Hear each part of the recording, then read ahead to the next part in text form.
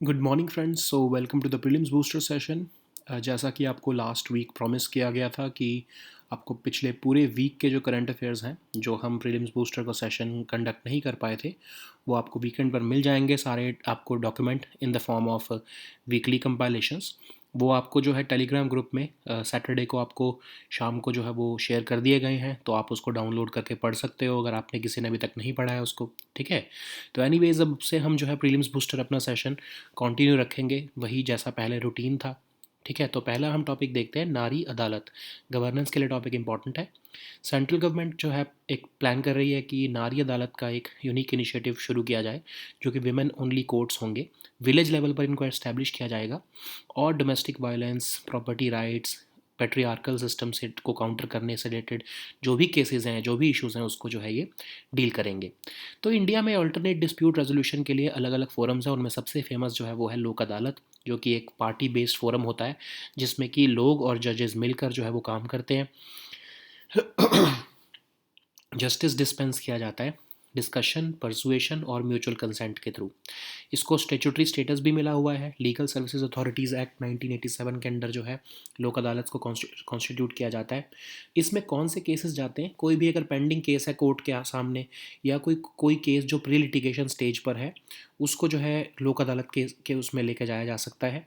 और इसकी जो लोक अदालत की जो डिसीजन होते हैं, उसका उतनी ही वैल्यू होती है जितनी एक सिविल कोर्ट की डिक्री की वैल्यू होती है। जो अवार्ड होता है लोक अदालत का, वो फाइनल होता है, बाइंडिंग होता है हर पार्टी के ऊपर। और कोई भी अपील जो है वो किसी भी कोर्ट ऑफ लॉ के सामने जो है वो वैलिड नहीं होती है। इसमें कोई कोर्ट फ़ी नहीं देनी होती है, जो भी मैटर आपने लोक अदालत में फ़ाइल किया है। ठीक है। अब हम देखते हैं नारी अदालत क्या होंगे। तो ministry of women and child development ने संबल जो है स्कीम है, सब स्कीम आपकी मिशन शक्ति के अंदर, उसके अंदर जो है नारी अदालत को कॉन्स्टिट्यूट करने का जो है डिसीजन लिया है। और ये पायलट बेसिस पर 50 विलेजेस में ये शुरुआत में लॉन्च किया जाएगा, असम और जम्मू कश्मीर में। और इसका इम्प्लीमेंटेशन जो प्रोसेस है, वो ministry of Panchayati Raj, ministry of women rural development और जो कॉमन सर्विसेज सेंटर्स होते हैं, मिनिस्ट्री ऑफ इलेक्ट्रॉनिक्स के का जो होता है, उसके साथ मिलकर जो है ये इम्प्लीमेंटेशन की जाएगी। अब इसमें 7 to 9 मेंबर्स होंगे, जिनको हम न्याय सखी कहेंगे, लीगल फ्रेंड्स। हाफ जो होंगे उसमें वो इलेक्टेड मेंबर्स होंगे ग्राम पंचायत के। बाकी के जो हाफ होंगे वो उनकी कोई ना कोई सोशल स्टैंडिंग होगी, और उनको विलेजर्स जो है वो खुद नॉमिनेट करेंगे। इसमें से ही जो है ये मेंबर्स में से जो है एक हेड सिलेक्ट किया जाएगा, मुख्य न्याय सखी जिसको कहा जाएगा, और 6 महीने के लिए उनकी टर्म होगी। कोई लीगल स्टेटस नहीं होगा नारी अदालत का, बस आपके रिकन्सिलिएशन, ग्रीवेंस रिड्रेसल के लिए और अवेयरनेस जनरेट करने के लिए, राइट्स और एंटाइटलमेंट से रिलेटेड विमेन के, उसके लिए ही इनको कॉन्स्टिट्यूट किया जा रहा है। अब इसकी सिग्निफिकेंस क्या है कि अवेयरनेस जनरेट करेंगे। दूसरा, विमेन और गर्ल्स जिनको असिस्टेंस की ज़रूरत है उसको भी केटर करेंगे। ठीक है। नेक्स्ट हम टॉपिक देखते हैं, Ayushman Bharat health and wellness centres. ये टॉपिक आपके गवर्नेंस के लिए इंपॉर्टेंट है। इंडिया का जो Ayushman Bharat health and wellness centres programme है, वो बहुत तेज़ी से एक्सपैंड हो रहा है, अपनी सर्विसेज को बहुत तेज़ी से एक्सपैंड कर रहा है। तो आपको याद होगा कि ये जो है हमने कई तरह की प्रिवेंटिव, प्रमोटिव, क्यूरेटिव, रिहैबिलिटेटिव और पेलिएटिव केयर को है प्रोवाइड करने के लिए आयुष्मान भारत योजना जो है लॉन्च की थी गवर्नमेंट ने, जिसमें 1.5 lakh health and wellness centres जो है वो क्रिएट किए गए। प्रधानमंत्री जन आरोग्य योजना, जो वर्ल्ड का बिगेस्ट हेल्थ इंश्योरेंस कवर है, वो भी दिया गया लगभग 10 crore poor and vulnerable families को। एसेंशियल मेडिसिन और diagnostic services, teleconsultation, health promotion, ये सब फ्री में प्रोवाइड करवाई जाती हैं आपके जो है Ayushman Bharat health and wellness centres में। अब और क्या इसका एक्सपेंशन हो रहा है ये भी देख लेते हैं। नॉन कम्युनिकेबल डिसीज़ जो होती हैं, जैसे आपकी डायबिटीज़, ब्लड प्रेशर, इनकी स्क्रीनिंग, प्रिवेंशन, कंट्रोल और मैनेजमेंट के ऊपर भी फोकस रखा जा रहा है। ईएनटी प्रॉब्लम, ईएनटी क्या होती हैं आपकी, ईयर से रिलेटेड, थ्रोट से रिलेटेड, इन प्रॉब्लम्स को भी ध्यान में दिया जा रहा है। Oral health care, basic oral health care, ये भी फोकस है गवर्नमेंट का, इसको भी इंक्लूड किया जा रहा है। मेंटल हेल्थ एलिमेंट्स को भी जो है वो इसमें स्क्रीनिंग और मैनेजमेंट जो है फोकस किया जा रहा है आयुष्मान भारत योजना के अंडर। ठीक है। न्यू कार्डर लेके आया जा रहा है, कम्युनिटी हेल्थ ऑफिसर्स का। एसेंशियल लिस्ट ऑफ मेडिसिन्स जो है उसको भी एक्सपेंड किया जा रहा है। कई बार हम देखते हैं न्यूज़ में कि एसेंशियल लिस्ट ऑफ मेडिसिन्स में एक पर्टिकुलर ड्रग को डाल दिया गया है, जिससे कि उसके प्राइजेस जो है वो बहुत तेज़ी से आगे ना बढ़ें और उसको जो है गवर्नमेंट एक तरह से रेगुलेट करे। ठीक है, तो ये हम देख रहे हैं ये हम देख रहे हैं कि आयुष्मान भारत योजना धीरे धीरे एक्सपैंड हो रही है। नेक्स्ट हम अगला टॉपिक देखते हैं, जो कि है regulation of OTT communication services. ये टॉपिक भी आपके ऑफ कोर्स गवर्नेंस के लिए इंपॉर्टेंट है। एक कंसल्टेशन पेपर रिलीज़ किया है telecom regulatory authority of India ने, जिसमें स्टेक होल्डर्स से पूछा गया है, सजेशंस मांगे गए हैं कि क्या उनको कैसे गवर्नमेंट जो है या ट्राई जो है ओटीटी कम्युनिकेशन सर्विसेज जैसे कि व्हाट्सएप, जूम, गूगल मीट, इसको कैसे रेगुलेट कर सकते हैं। एक्चुअली ट्राई पहले जो है वो इसके अगेंस्ट था, लेकिन जो है धीरे धीरे ऑपरेटर्स जो है, सर्विस ऑपरेटर्स या टेलीकॉम ऑपरेटर्स ने कहा कि ये ज़रूरी है इसको रेगुलेट करना। तो इसीलिए अब जो है ट्राई ने फैसला लिया है कि वो सजेशन लेंगे कि क्या इसको रेगुलेट करना चाहिए, और अगर करना चाहिए तो कैसे करना चाहिए। तो एक लॉन्ग स्टैंडिंग डिमांड है ये टेलीकॉम ऑपरेटर्स की। क्यों जो है वो कहा जा रहा है कि इन ओटीटी सर्विस को रेगुलेट करो। टेलीकॉम ऑपरेटर्स, ओटीटी प्लेटफॉर्म्स, ये सब जो है सेम ही तरह की सर्विसेज देते हैं, लेकिन जब टेलीकॉम ऑपरेटर्स की बात होती है तो उनको तो सर्विस लाइसेंस लेना पड़ता है। वॉइस और एसएमएस सर्विसेज के लिए स्पेक्ट्रम ऑक्शन में उनको पार्टिसिपेट करना पड़ता है। लेकिन ओटीटी सर्विसेज को ऐसा कुछ भी जो है उनके ऊपर रेगुलेशन नहीं होती है, ना ही उनको जो है वो गवर्नमेंट जो mandated universal service obligation fund है उसमें कुछ भी उनको नहीं पे करना पड़ता, जबकि टेलीकॉम ऑपरेटर्स तो पे करते हैं। तो एक तरह से लेवल प्लेइंग फील्ड नहीं है ना, तो टेलीकॉम ऑपरेटर्स ज़्यादा खर्चा कर रहे हैं। और टेलीकॉम ऑपरेटर्स का ये कहना है कि धीरे धीरे जो रेवेन्यूज़ आ रहा है वो अब वॉइस और एसएमएस से नहीं आता, वो अब आता है डेटा से। डेटा जो है वो ज़्यादा तेज़ी से बढ़ रहा है और वॉइस और एसएमएस फॉर्म ऑफ कम्युनिकेशन को रिप्लेस कर चुका है। तो इसी के लिए जो है ड्राफ्ट इंडियन टेलीकम्युनिकेशन बिल में भी जो गवर्नमेंट ने प्रोविज़न डाला था, अभी तक आपको पता है कि 3 एक्ट्स जो हैं वो हमारे टेलीकम्युनिकेशन सेक्टर को जो है वो रेगुलेट करते हैं। Indian telegraph act, Indian wireless telegraphy act, telegraph wires unlawful protection act. अब ये ड्राफ्ट बिल जो बनाया जा रहा है, तीनों को जो है वो इकट्ठे करने का जो है इसमें प्रोविजंस हैं। अब इस ड्राफ्ट बिल में कहा जा रहा है कि जो टेलीकम्युनिकेशन सर्विसेज हैं उसकी डेफिनेशन को एक्सपेंड करके उसमें ओटीटी सर्विसेज को भी डाला जाए। क्यों डाला जाए, ऐसा क्यों कहा जा रहा है? क्योंकि टेलीकॉम सर्विस प्रोवाइडर जैसे एयरटेल, वीआई, जियो ये कह रहे हैं कि हमें लेवल प्लेइंग फील्ड चाहिए ओटीटी ऐप्स के साथ। क्यों? क्योंकि ये तो आपके लाइसेंसेस स्पेक्ट्रम पे खर्चा कर रहे हैं, और जो ये इंफ्रास्ट्रक्चर लगा रहे हैं उसका सिर्फ इस्तेमाल करते हुए व्हाट्सएप या फिर जो जूम, गूगल मीट, ये जो है फ्री सर्विसेज प्रोवाइड कर रहे हैं। तो एक तरह से लेवल प्लेइंग फील्ड नहीं है ना, उनको तो कोई भी खर्चा नहीं हो रहा है।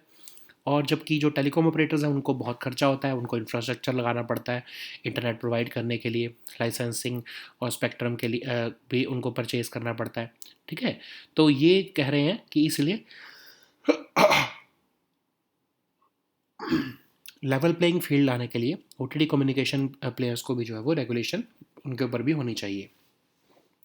तो अब हम देखते हैं ट्राई क्या है। ट्राई एक जो है टेलीकम्युनिकेशन सेक्टर का रेगुलेटर है, जिसको सेक्शन 3 ऑफ ट्राई एक्ट के अंदर जो है वो as a regulatory body set up किया गया है। अब इसको 2000 में इस एक्ट को अमेंड किया गया और telecom dispute settlement and appellate tribunal भी जो है बनाया गया, ताकि एडजुडिकेटरी और डिस्प्यूट फंक्शंस जो है ट्राई के उसको अलग किया जा सके। ठीक है, नेक्स्ट हम टॉपिक देखते हैं फार्मर्स डिस्ट्रेस इंडेक्स। गवर्नेंस और इकोनॉमी दोनों के लिए इंपॉर्टेंट है।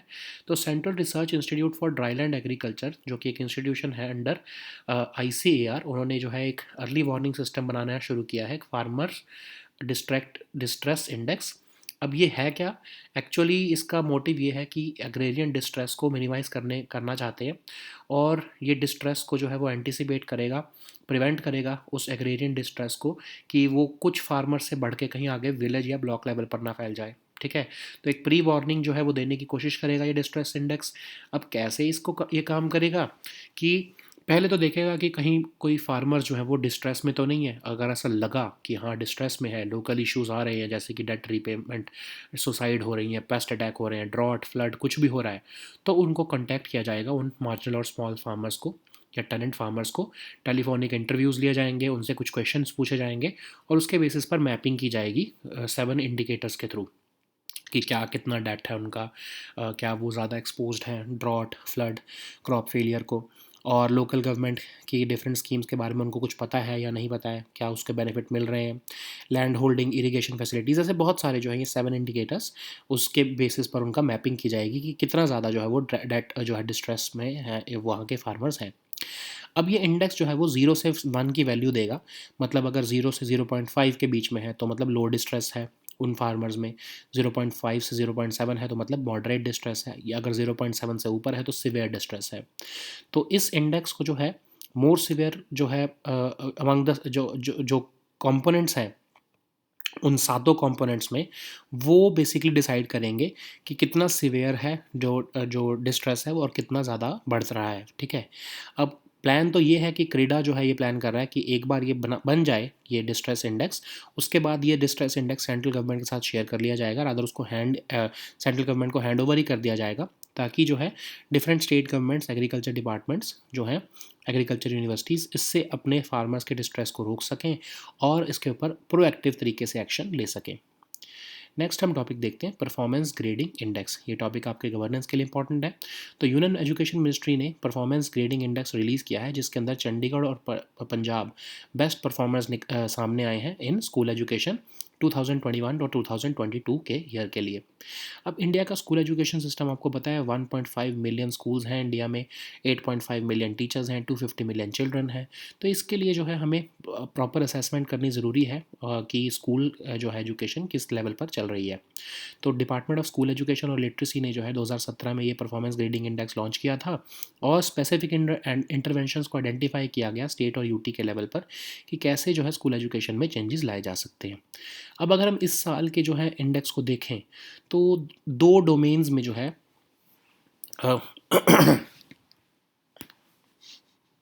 फोकस रखा गया है, एक्सेस और इक्विटी। और लर्निंग आउटकम्स में अगर हम देखें तो जो गुड परफॉर्मेंस के इंडिकेटर्स में जो है टॉप परफॉर्मेंस रहे हैं पंजाब, चंडीगढ़ और राजस्थान, लेकिन कोई भी स्टेट जो है वो टॉप ग्रेड अभी तक अचीव नहीं कर पाई है टीचर एजुकेशन और ट्रेनिंग के कंटेक्स्ट में। पंजाब और चंडीगढ़ जो है 6th ग्रेड में आए हैं, और 6 स्टेट्स जो हैं वो 7th ग्रेड में आई हैं, जो मतलब अगर टॉप से ही शुरू जो है वो परचेस्ड टू। अब इसमें अलग अलग लेवल के जो हैं वो इंडेक्स आ रहे हैं, तो उसमें जो सेकंड रैंकिंग से ही शुरू हो रहा है, मतलब कोई भी जो स्टेट है वो फर्स्ट जो टॉप पोजीशन पे नहीं आ पाई है, तो जो सेकंड स्टेज से शुरू हो रहा है पंजाब और चंडीगढ़ वहाँ पर आते हैं। जो तीन तीन पुअरेस्ट परफॉर्मिंग स्टेट या यूटीज़ हैं वो हैं अरुणाचल प्रदेश, मेघालय और मिज़ोरम। अब अरुणाचल प्रदेश, मेघालय और मिज़ोरम को बहुत ज़्यादा एफर्ट करना पड़ेगा अगर उनको टॉप स्लॉट में आना है, मतलब 23.8% उनको और इम्प्रूवमेंट दिखानी पड़ेगी एज अगर बाकी स्टेट्स के कंपैरिजन में, तब वो जो है वो टॉप स्टेट स्लॉट में आ पाएंगे। नेक्स्ट हम टॉपिक देखते हैं UN's global crisis response group, international relations के लिए इंपॉर्टेंट है। इंडिया ने रिसेंटली चैंपियंस ग्रुप जो है वो ज्वाइन किया है ग्लोबल क्राइसिस रिस्पांस ग्रुप का। अब ये ग्रुप जो है वो यूएन सेक्रेटरी जनरल ने मार्च 2022 में जो है वो सेटअप किया था। 32 मेंबर ग्रुप है, हाई लेवल पॉलिटिकल लीडरशिप को जो है वो इंश्योर करता है कि चैलेंज जो है फूड सिक्योरिटी, एनर्जी और फाइनेंस से रिलेटेड, उसमें कैसे आपस में कोऑर्डिनेशन किया जा सकता है।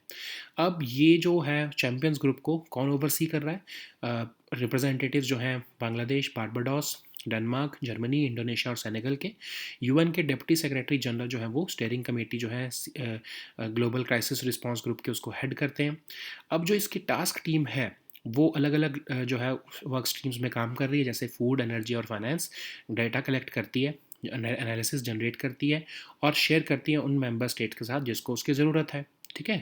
नेक्स्ट हम टॉपिक देखते हैं global survey on digital and sustainable trade facilitation. ये टॉपिक आपके इकोनॉमी और इंटरनेशनल रिलेशन दोनों के लिए इंपॉर्टेंट है।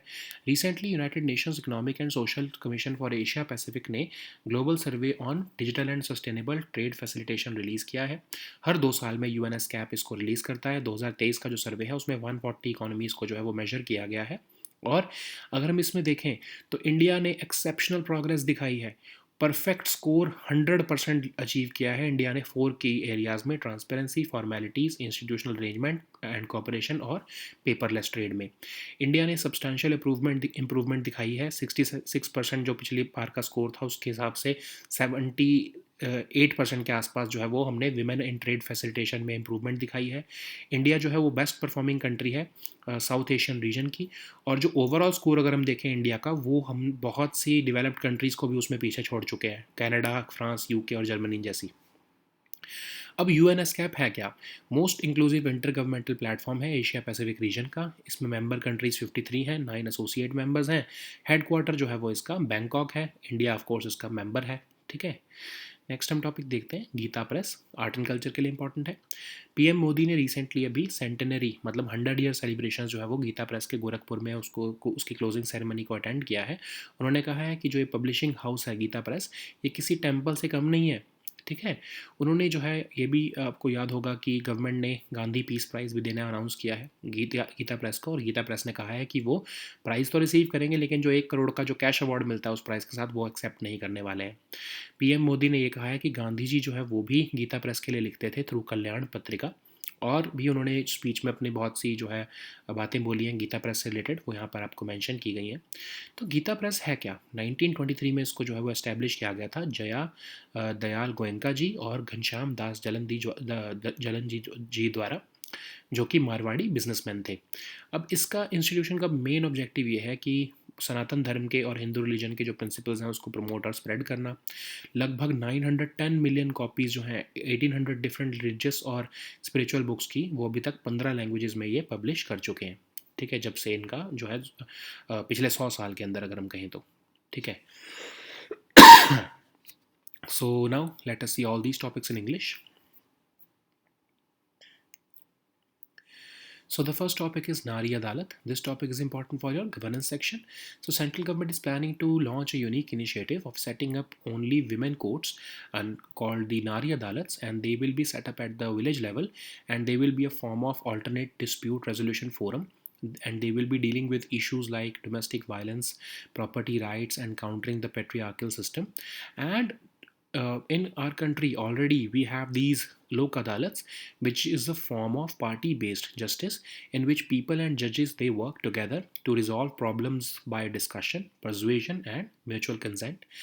And lok adalats have also been given statutory status under the Legal Services Authorities Act of 1987. Lok adalats have jurisdiction over any case which is pending before the court, any matter which is falling within the jurisdiction of and it is not brought before any court, and any award made by lok adalats which is any award which is made by lok adalats is deemed to be a decree of civil court, and that award of course is final and binding on all the parties, and no appeal is against that award can be made before any court of law. Of course, because this is based on discussion and persuasion, there is no court fee applicable when a matter is filed in a lok adalat. So this upon this lok adalat, this Nari Adalat would also be an alternate dispute resolution forum, and this scheme would be run by the Ministry of Women and Child Development under the Sambal sub-scheme of Mission Shakti, and it would be launched on a pilot basis in 50 villages, each in Assam and J&K. And the implementation process of this scheme would be done in collaboration with Ministry of Panchayati Raj, Ministry of Rural Development, and Common Services Centers, which are operated by the Ministry of Information and Technology. So, what are the other aspects of this Nari Adalat? So there will be 7 to 9 members who will be called as the Nyaya Sakhis, half of which would be elected members of the Gram Panchayat. Other half will be the women who are having certain social standing like teachers, doctors, and social workers, and they would be nominated by the villagers. So head of the Nari Adalat would be called as the Mukhya Nyaya Sakhi, and among these total 7 to 9 members of or 9 Nyaya Sakhis, this Nyaya Sakhi would be elected on the basis for a period of 6 months. And this Nari Adalat would not have any legal status, but its primary focus would be on reconciliation, grievance redressal, and creation of awareness among the women members. So, of course, what is the significance of Nari Adalats? Of course, they would address individual cases, but they will also raise awareness among women about social schemes under the government, and they will cater to all women and girls who require any form of assistance and they have any grievance within the local community. So the next topic is Ayushman Bharat Health and Wellness Centers. This topic is important for your governance section. India's Ayushman Bharat Health and Wellness Centers program is undergoing its biggest ever expansion of services. So this Ayushman Bharat uh, health and wellness centers are a component of Ayushman Bharat scheme, and the aim is to deliver comprehensive range of services including preventive, promotive, curative, rehabilitative, and palliative care. What is palliative care? In which you are not addressing the real cause of the disease, but you are relieving the symptoms. Okay, so about 1,50,000 health and wellness centers have been created. Health insurance cover of 5 lakh rupees per a year to over 10 crore poor and vulnerable families are given is given under the Pradhan Mantri Jan Arogya Yojana, which is the biggest insurance scheme in the world. And we are also giving the free essential medicines and diagnostic services, teleconsultation services, and health promotion, including wellness activities like yoga through these health and wellness centers. But now the services offered under Ayushman Bharat are being expanded to include screening, prevention, control, and management of non communicable diseases like your diabetes and blood pressure. Then there is uh, care for common ophthalmic and ENT problems, which are basically your ear and throat issues. Basic oral health care, mental health issues, all these are being covered also. The essential list of medicines is also being expanded so that people can get affordable medicines. New cadre of community health workers or officers are also being created. Okay, so the next topic is regulation of OTT communication services. This topic is again important for your governance section. In a consultation paper which has been released recently, TRI has asked stakeholders to send suggestions about regulating the OTT communication services, which are WhatsApp, Zoom, and Google Meet. So TRI was initially skeptical about regulating them, but now since the telecom operators are saying that there is a need to bring a level playing field, that's why TRI has sought such suggestions. So, what is the need of regulation of these OTT services? You know that telecom operators and OTT platforms both offer similar services like communication through data, but telecom operators need a service license for offering voice and SMS services, but OTT services do not need any such license. Also, OTT services do not financially contribute towards increasing telecom services penetration in the country through the universal service obligation fund, but telecom operators do contribute to it through 5% of their revenues.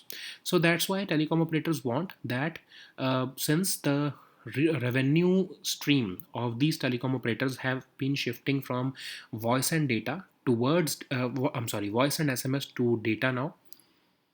So that's why there is a need to also focus on these OTT communication services which are solely focused on data. Okay, so for that we also have brought this draft Indian telecommunication bill, which is proposing to include these OTT services in the definition of telecommunication services.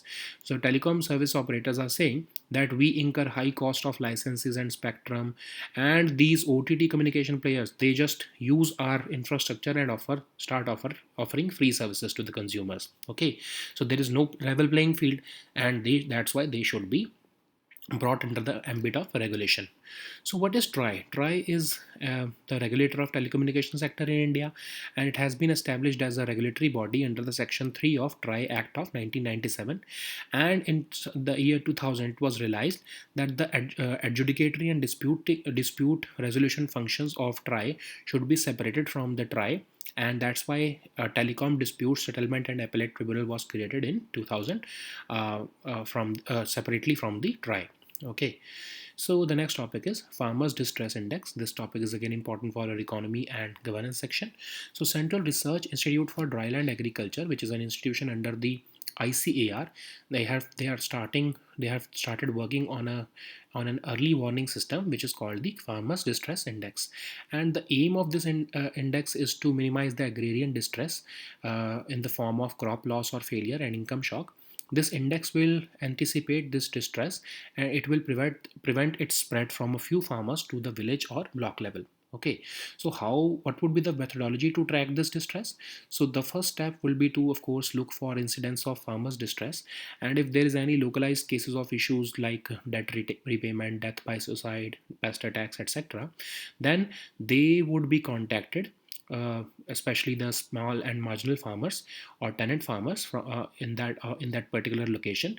They would be there would be some telephonic interviews, and they would be asked certain standardized questions, about 21 of them, which would gauge the early signs of distress. So these answers would be mapped against seven indicators which are mentioned here, and the index would value between 0 to 1, and if there is 0 to 0.5 score, then it would mean that there is low distress.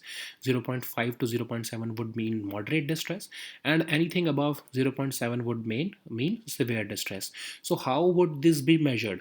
Of course, depending upon which of the component is having more distress, the severe and maximum distress would be measured.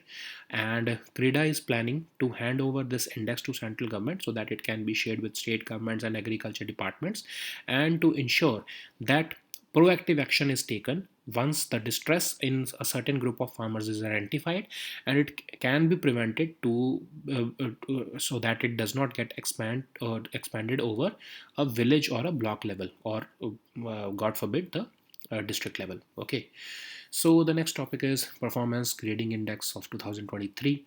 This topic is important for governance section. According to Union Ministry of Education's Performance Grading Index, Chandigarh and Punjab have emerged as the best performers in school education for the year 2021 and 2022. And you know that Indian education system is one of the largest in the world, which is having more than 1.5 million schools, 8.5 million teachers, and 250 million children. That's why there is a need to undertake proper assessment and monitoring of the indicators of school education, of the quality of school education. That's why this index was created by Department of School Education and Literacy in 2017, and the aim of it is to help states and UTs to identify specific interventions which are required to make transformational changes in school education.